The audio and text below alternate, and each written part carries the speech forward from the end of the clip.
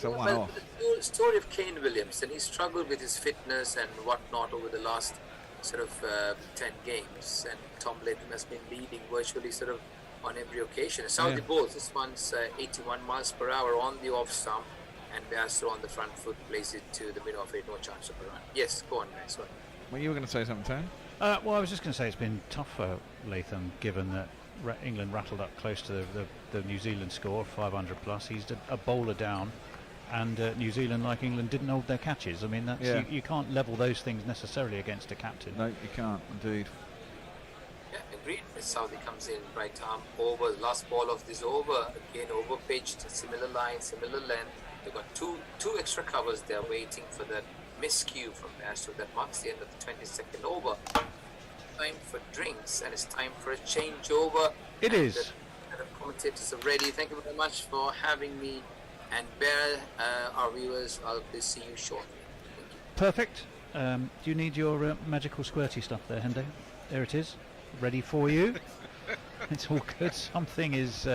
I can hear Messi Jez has entered the room just by the. I was just thinking, what a fucking wonderful marketing opportunity. Hendo's wonderful squirty stuff. Well, there we go. We could sell that for a fortune, couldn't we?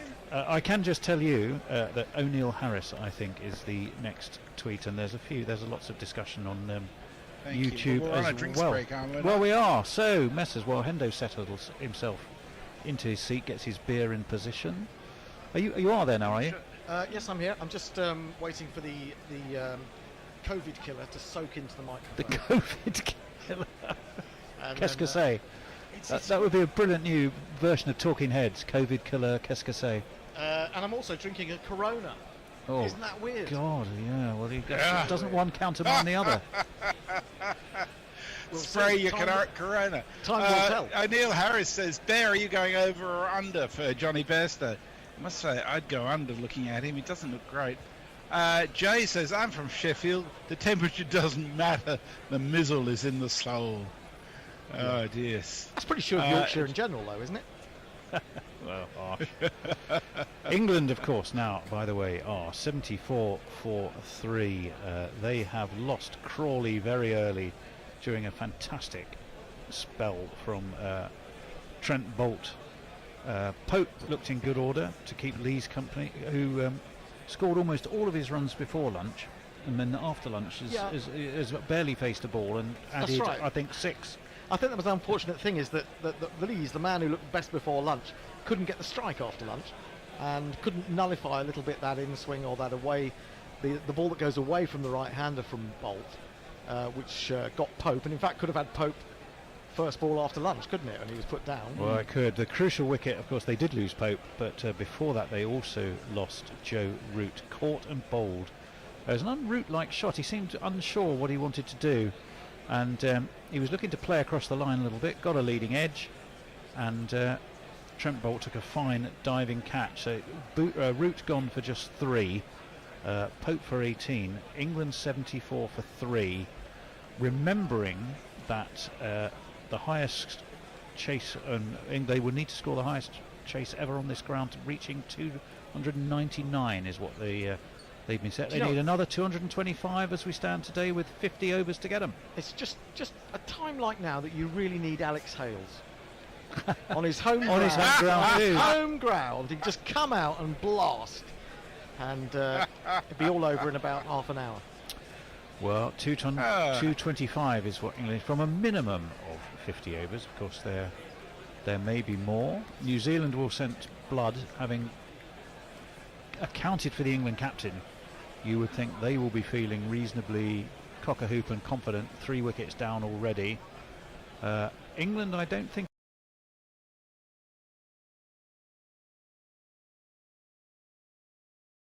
lose one or both of those two.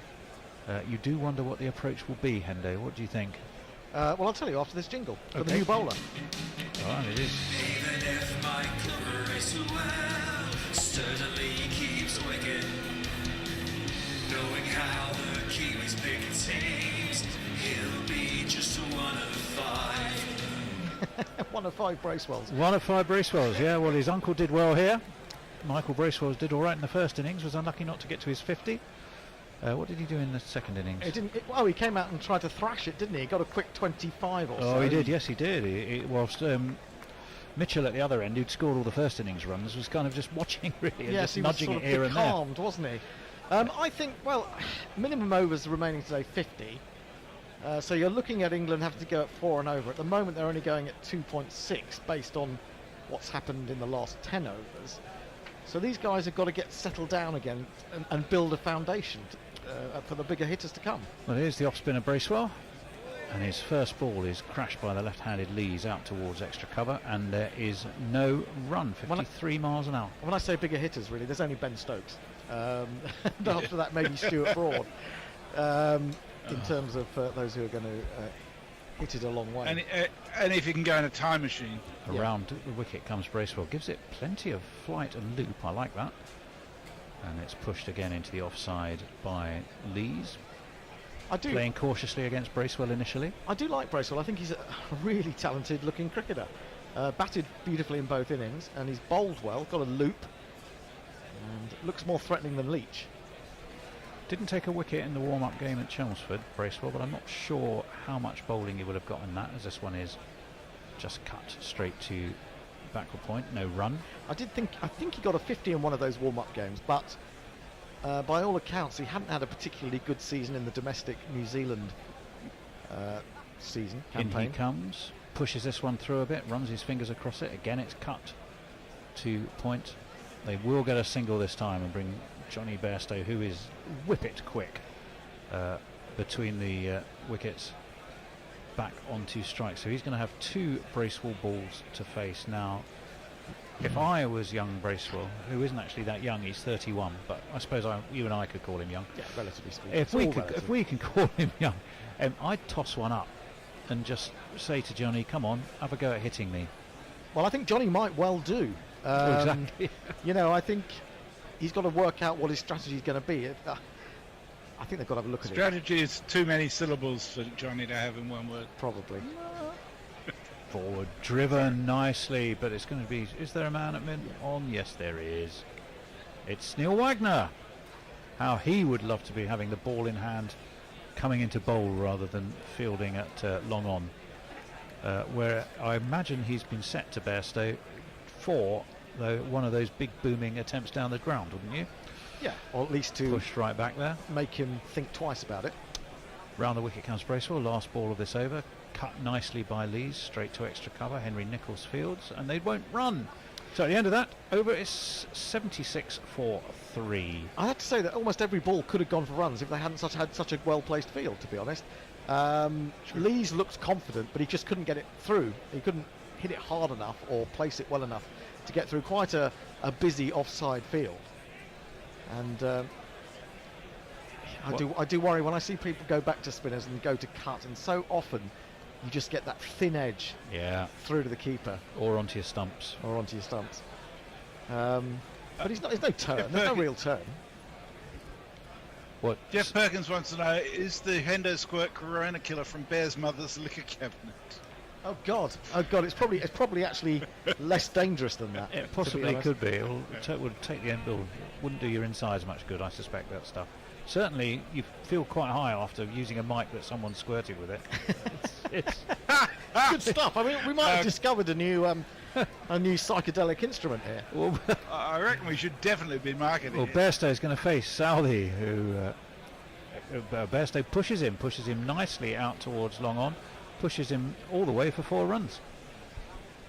1, 2, 3, 4. And I think overpitched. Well, it wasn't overpitched. It was that Johnny Bairstow came down the wicket to him and just presented the full face of the bit. Okay, it was a little bit overpitched, but he had taken a step out. He had to make it into a half volley, and he played it beautifully. He did. It was a very elegant shot. No real effort from Bairstow. He just let the ball do the work. There's a few times we've seen him running in close. I'll just hold the thought for a second as we wait for Southey to come right arm over. Cut this time. There's a man down there though. It's our man Ross Conway. Not tinkling the ivories, not Russ Conway. Devon Conway. Not Russ Conway. That'll be lost on many of our listeners. Not Messers, obviously. Oh dear God. Yeah, I think Vish and I are the only ones. 23.2 overs. I've lost the thought. I'd Track of what I was going to say. I was going to say something about Johnny B, but it's gone completely out of my head. So he's not facing anyway. It's going to be Lees who's facing Tim Southey. And Lees does try to cut it. It was quite close to him, and he does get a bottom edge. Fortunately for him, fortunately for England, less so for New Zealand, drops safely wide of his off stump. And there is no run, 81 for 3. Speaking of marketing, Hendo, where could someone buy a T-shirt as dazzling as yours? You could buy it from redbubble.com. Go to redbubble.com and just insert Gorilla Cricket, and you will see all the lovely goodies you can get. Southey round the wicket to the left-handed. Lees who nearly chops onto his off stump. That, Hendo, was exactly, not to a spinner, but exactly the shot we were talking about. Well, that's the one that he looks most likely to get out to, actually, when he's reaching a little bit for the drive or the cut. Well, I think he got rather caught potentially in two. I know he was looking to drive, wasn't he? But there was no footwork. Yeah, it was the lack of footwork that was the problem there. And a drive looking to cut a ball that's too close to you without moving your feet quite often will end up doing what that one did and nearly, or sometimes actually, dislodging your bails. Around the wicket comes Southey. That's better. He stands tall and guides the ball out towards cover. They'll get a single this time. But I think it's indicative of the fear that New Zealand have as well. I mean, England are going to be a little bit worried. New Zealand are going to be worried. That with Johnny Bairstow out there, they're putting men deep. They put a man out at long on for the spinner. They put a man on the cover boundary for the cut shot. They even had him on the cover boundary for Southey just now. And he played quite a nice shot, which would have possibly brought him 4 runs without that man there. So they're not, incredibly confident themselves. And what is it now? 216 required. Last ball of Southey's over. Played nicely by Bairstow, guided really down towards third man. Our friend Conway runs across. They take another quick single. No, they've got 2. He got back for 2. Oh, they get back for 2. Well, that shows just how quick they are. They will have batted together, of course, these two at Yorkshire prior to Lees's departure to Durham. And I think that was really sensible cricket from Bairstow. He knew there was a man out now as a sweeper, so he played that deliberately squarer, or behind square, should I say, so that he could get back for the second run. And if anyone's going to get back for a second run in those circumstances, it's going to be Johnny Bairstow. Oh, he's like lightning. He's also, it's not just me, but I think I've heard other people remark on it. He's really bulked up in the sort of the top half shoulder department. Trent Boult is heading off into the pavilion. One would hope for New Zealand's sake it's just a toilet break. As in comes Bracewell, steered away into the offside. No run from Lees, who continues to masticate furiously beneath his helmet. Steady on the porn bot will get going on that one. 84 for 3. Don't There are give so many opportunities for the free porn kicks bot. to the porn bot. Yeah, afraid so. Bracewell with that fabulous Barnet of his, and this one is full, and Lees again just guides it gently out into the offside. Once more there's no run. None for 2 so far for Bracewell. He's bowled very tidely. He's not afraid to give it a fair bit of air. Rather more, one suspects, than Jack Leach is prepared to do it. Forward again comes Lees into the offside. No run. I think Jack Leach's confidence has been undermined the way he's been treated by the England team. He's in and out of the team, even if he's not injured or ill, and I just think his confidence has gone. As we wait, around the wicket comes Bracewell. There's a leg slip and a more conventional slip, and this is away into the offside once more. Yeah, it just looks And as if there he was is lining that no up for a big run. drive, and he didn't in the end. He just settled for playing it I gently. think he checked himself. I think he did, yes, rethought it. Absolutely. Did a quick assimilation of the state of the game and said that might not be the smartest move. Coming around the wicket now, there's a field. He has gone for it this time, as it's absolutely launched over long on, launched all the way. Up goes the pistol arms, and it's a maximum. 2, 4, 6. A maximum just as England had brought in, was it a silly point or a forward short leg they brought in? Silly point, silly A middle. yeah. Actually, I just want to say that probably was hit flat enough to rank as one of these. Smack it in the air. Smack it in the air. Legs Right. move it side to Yep. side. Smack it in the There is a silly point. There is a slip. Maximum. But Lees evades them both and steers that towards point, and there is no run. And the maximum, of course, is our new news and views letter, he says, jumping in, which you can get if you become a Patreon at £4 a month or more. You go to patreon.com/Guerrilla Cricket. And yes, John Bullock, I am talking to you if you're listening. Go to patreon.com/Guerrilla Cricket and donate £4 a month. And hopefully that won't make you destitute. If it does, there's always the Citizens Advice Bureau. Chris the Choir says Hendo's squirty stuff is reminiscent of the Goon's Colonel Bloodknock.